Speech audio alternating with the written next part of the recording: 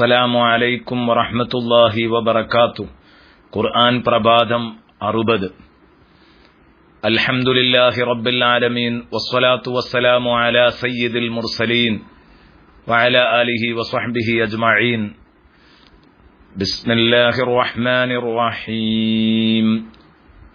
വൽ ആദിയാതി ളബ്ഹാ ഫൽമൂരിയാതി ഖദ്ഹാ فالمغيرات صبحا فأثرن به نقعا فوسطن به جمعا إن الإنسان لربه لكنود. صدق الله مولانا العظيم. പ്രിയപ്പെട്ട കൂട്ടുകാരെ, സൂറത്തുൽ ആദിയാത്തിയുടെ വിശദീകരണമാണ് നാം തുടങ്ങുന്നത്. ഹബീബ് റസൂലുള്ളാഹി സ്വല്ലല്ലാഹു അലൈഹി വസല്ലമ തങ്ങള്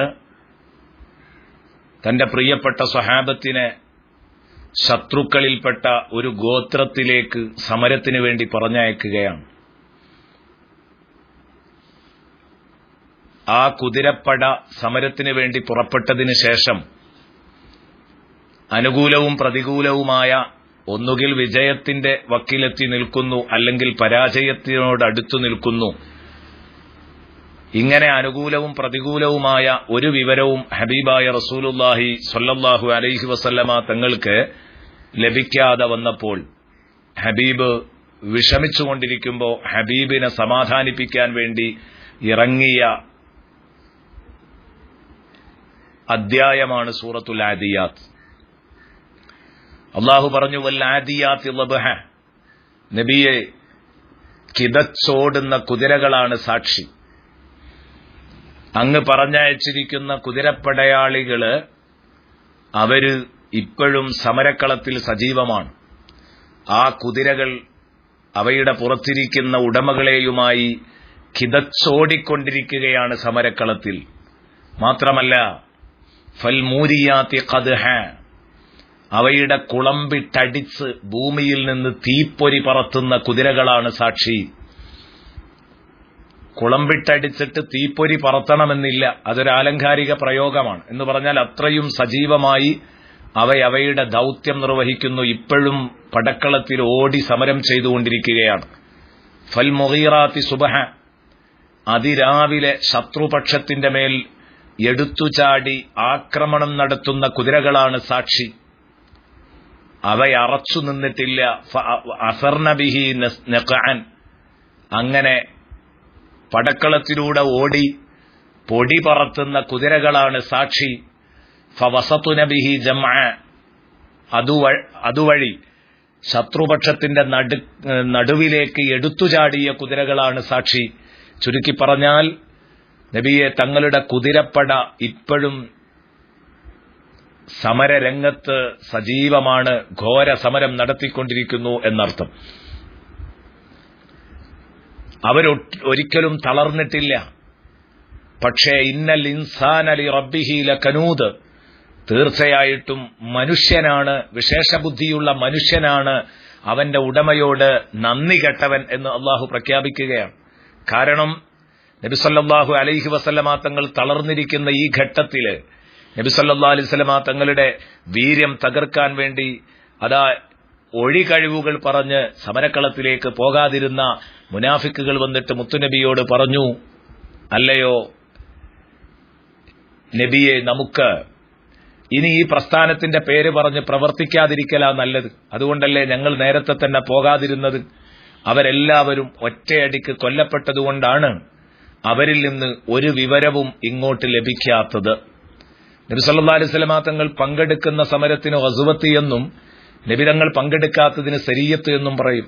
സരിയത്താണെങ്കിൽ ഇടയ്ക്കിടെ നബി സല്ലല്ലാഹു അലൈഹി വസല്ലമ തങ്ങൾക്ക് യുദ്ധത്തെക്കുറിച്ചുള്ള വിജയപരാജയങ്ങളുടെ വിവരങ്ങൾ ഇങ്ങനെ ലഭിച്ചുകൊണ്ടിരിക്കും.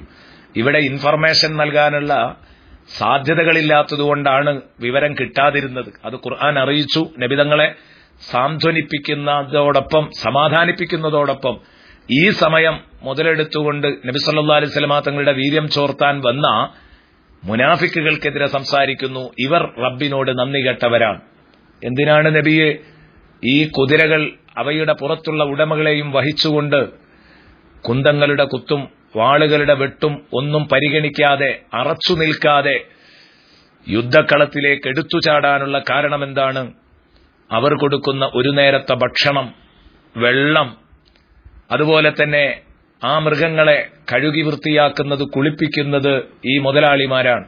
ഇതിനൊക്കെ ഉള്ള നന്ദി പ്രകടനമായിട്ടാണ് അവ വെട്ടും കുത്തും കൊള്ളാൻ തയ്യാറാകുന്നതെങ്കിൽ എല്ലാം മനുഷ്യന് റബ്ബ് കൊടുക്കുന്നതാണ്. അവന്റെ വെള്ളം, അവന്റെ ഭക്ഷണം, അവന്റെ വായു, വെളിച്ചം, എല്ലാം ഇതെല്ലാം കൈപ്പറ്റി ജീവിക്കുന്ന മനുഷ്യൻ അവന്റെ റബ്ബിനോട് നന്ദി കെട്ടവനാണ്. ഈ കുതിരപ്പടയെ പറഞ്ഞയച്ചതിന്റെ ശേഷമാണ് ഈ സൂറത്ത് ഇറങ്ങുന്നതെങ്കിലും ഈ സൂറത്ത് ഉണ്ടാകുന്നത് അതിനു ശേഷമല്ല.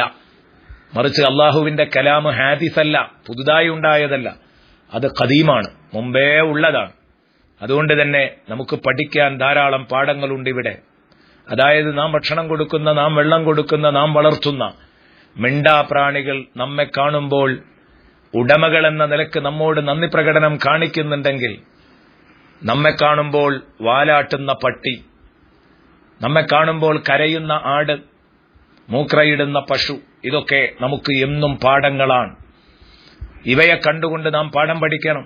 ഇവ നമ്മളോട് നന്ദി കാണിക്കുന്നുണ്ടെങ്കിൽ നാം എന്തുകൊണ്ട് റബ്ബ് തരുന്ന ഭക്ഷണവും വെള്ളവും ഉപയോഗിക്കുമ്പോൾ ഒന്ന് ബിസ്മി ചൊല്ലി വായിലിടണം, ഹംദ് ചൊല്ലി അവസാനിപ്പിക്കണം, തുടർന്ന് നിസ്കരിക്കണം, നോമ്പ് നോൽക്കണം, ഖുർആനോദണം, ഇങ്ങനെയുള്ള നന്ദി പ്രകടനങ്ങൾ കാണിക്കണമെന്ന ബുദ്ധി എന്തുകൊണ്ട് നമുക്കില്ലാതെ പോയി?